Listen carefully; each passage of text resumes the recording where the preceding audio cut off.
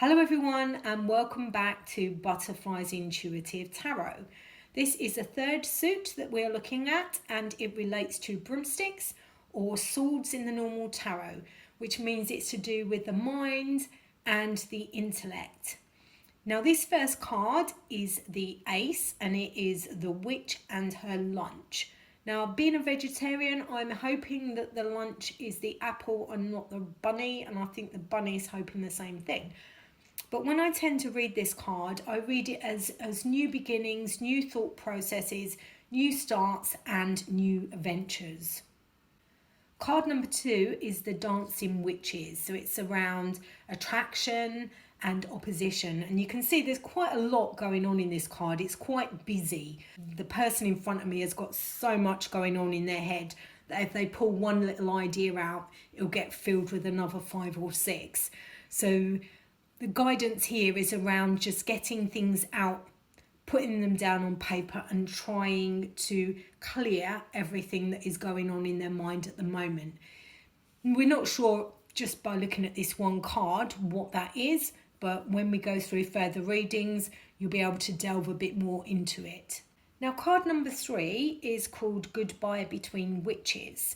It's around departure and moving away from a situation. I must admit, if you look at the card, they don't seem particularly happy and there's lots of leaves and things flying through the air. So it doesn't always look like it's a happy departure. But sometimes it will be. And like I say, you will focus in on different aspects of these cards and it will help you to get an idea of what is going on with the person in front of you. So card number 4 is a Witch's Tears. This can be solitude or disappointment. As you can see in the picture, the witch has broken her broomstick and she's pretty upset about it. There's little creatures about her. They may be looking to offer condolences. They may be a bit happy because she's broken it and they might be a bit jealous, so they might not particularly be nice at all. But again, you have a look at that and see how you feel and see what that makes you feel like.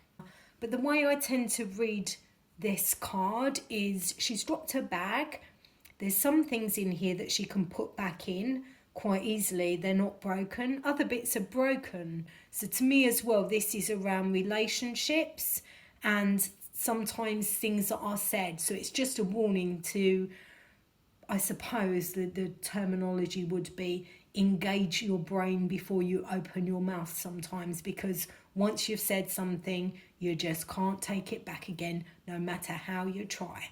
And 9 times out of 10, it will come out so right and it's so wrong that, yeah, like I say, you can't take it back once it's been said. I absolutely love this card. I love the colours. It's card number 6 and it's called the Travelling Witch.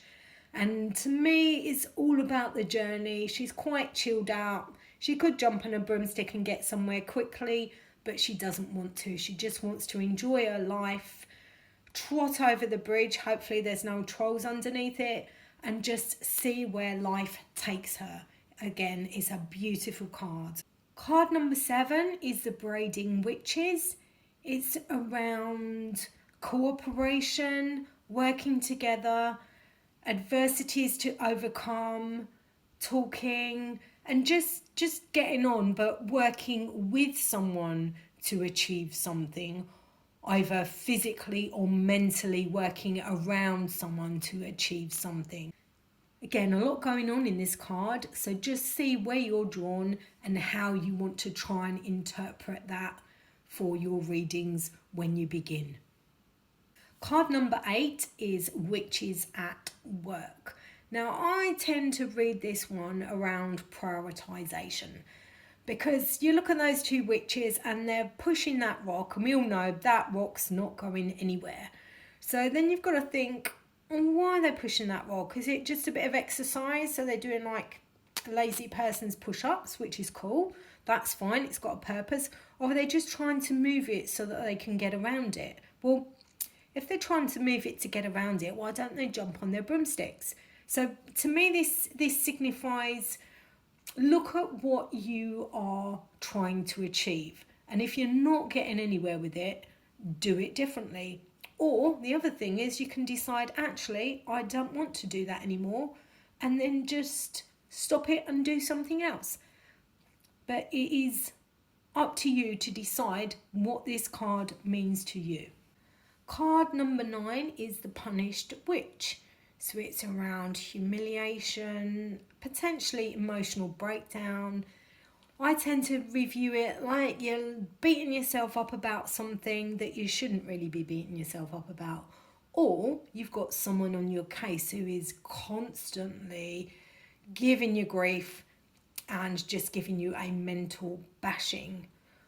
I tend to, I suppose, give people a bit of positivity with this card as well, and just say around, if it is them that is beating themselves up about stuff, unfortunately, as a human, we know exactly the right buttons to press to make ourselves feel really, really, really bad. But we'd never ever do that to anyone else, so why do we do it to ourselves? And it is a fair point, really. So if you do that to yourself, stop it. And if you let someone who is constantly on your case do that to you, stop that as well. But again, see what's going on here. It might just be that she's got a cobweb on her hat or something and is trying to get it off. We don't know. See how you feel. So card number 10 is the Robbed Witch. So this is around regrets or disappointments and potentially opportunities flying off. Or could potentially be someone's just nicking your broom and they're not very trustworthy. Now we're on to the Court card. So we have the Celebration or the Knave. And this one, it's a 1 star, is around your support mechanisms, basically. The people you have around you and how they support you and enable you to do what you need to do in your life. Now, they can be family, they can be friends, or they could be work colleagues, but they are a very good support mechanism. The 2 stars Court card is the Moon or the Knight. And in this card, you can see the witch is just practicing her easy wizzy stuff. She's pretty good at it, but she just doesn't have the belief in herself. Again, a lot going on in this card, and it's just a case of what are you first drawn to and see where that leads you. Again, there's a lot going on in this picture. There's some lovely colours. There's 5 candles, and there's a lot there for you to use in your readings. This 3-star card is a goddess or queen in normal tarot. It can also represent a mature woman, a grandmother, or a teacher.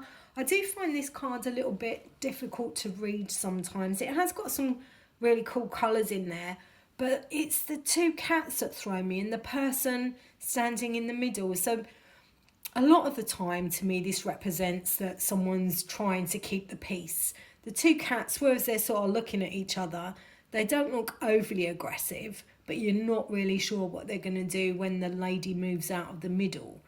So it may just be that you've got a couple of chalk and cheese characters around who are just tolerating each other because someone else is there. And sometimes that's family, sometimes that's friends, and you have that one friend that keeps everyone together. So again, it's seeing where you go with it and what the general feel is for the cards around, and that may help you identify the actual key meaning for this card.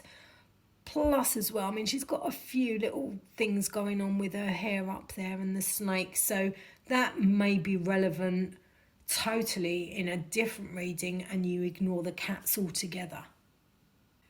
And this is the final card in the Broomsticks, and this one is the Trial. It's also the King in normal tarot. Now, funny enough, that is an ass in the picture, and the book says that this can relate to a politician or a man of law. Don't shoot me, I didn't write this, but this isn't what I tend to read this card as. Sometimes the people in the back who are I'll say trying to help, and I'll call it a donkey. They're trying to help the donkey, and they look quite concerned, and their faces to me look like, yeah, they are talking behind the donkey's back, but they are actually genuinely trying to help. And then I have other times where I look at it and their faces just seem quite devious. I know obviously the picture can't change, but this, my sense of the picture is that they seem quite nasty and quite small-minded, and they are talking about the person behind their back. So there are two flip sides to this card, but you'll feel which one it is supposed to be. It may be that it's a combination of both of them, but we will see how we go. Right, well, thank you for listening. If you've liked it, can you click on the like button? Subscription will not cost you anything. And if you'd like to follow me on Instagram, it's butterfly_oracle. Thanks a lot. Bye for now.